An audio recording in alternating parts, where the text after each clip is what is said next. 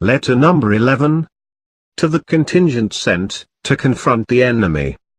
In the name of Allah, the Beneficent, the Merciful.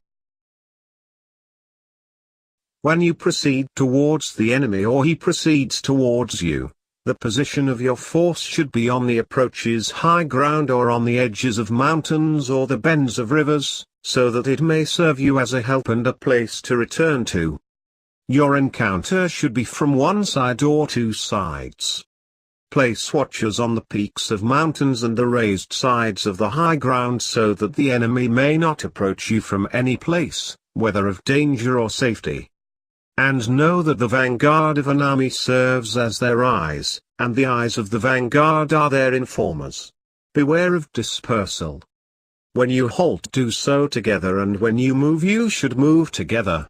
When night comes, fix your spears in a circle and do not sleep except for dozing or napping.